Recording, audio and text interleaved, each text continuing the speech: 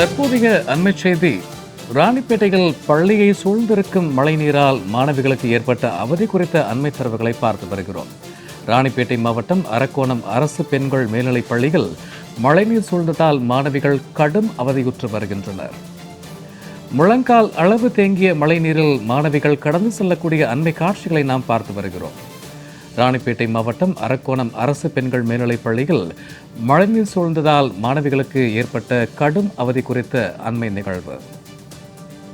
இது குறித்த கூடுதல் விவரங்களோடு இணைகிறார் அரக்கோணத்தில் இருந்து எமது செய்தியாளர் சுமன். வணக்கம் சுமன். தொடர்ந்து பள்ளியை சூழ்ந்திருக்கக்கூடிய மழை நீரால் மாணவிகளுக்கு ஏற்பட்ட அவதி குறித்தும், தொடர்ந்து தமிழகத்தில் இன்னும் 5 நாட்களுக்கு மழை நீடிக்கக்கூடிய வாய்ப்புகள் இருக்கு. இது குறித்து உடனடியாக மழைநீரை வெளியேற்ற என்ன நடவடிக்கை எடுக்க வேண்டும் என்று மாணவிகள் மற்றும் பெற்றோர் கோரிக்கை வைக்கிறார்கள். இது குறித்தான கூடுதல் விவரங்கள். வணக்கம் சூர்யா.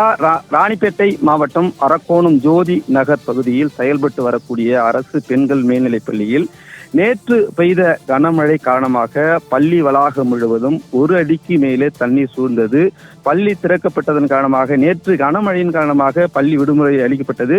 இன்று வழக்கம் போல் பள்ளி திறக்கப்பட்ட நிலையில் மழை நீர் சூழ்ந்து காணப்பட்டதன் காரணமாக வகுப்பறை செல்ல முடியாமல் மாணவிகள் தண்ணீரில் நடந்து செல்ல முடியாத நிலை ஏற்பட்டுள்ளது. இது குறித்து நகராட்சி நிர்வாகத்திடம் புகார் தெரிவித்தும் நகராட்சி அதிகாரிகள் நடவடிக்கை மேற்கொள்ளவில்லை என பள்ளி உதவி தலைமை ஆசிரியர் சிவா குற்றம் சாட்டினார். 9, 10ஆம் வகுப்பு சேர்ந்த 3 வகுப்பறையிலும் ஒரே இடத்தில் அமர வைத்து பள்ளி துவங்கி தற்பொழுது பள்ளி நடைபெற்று வருகிறது.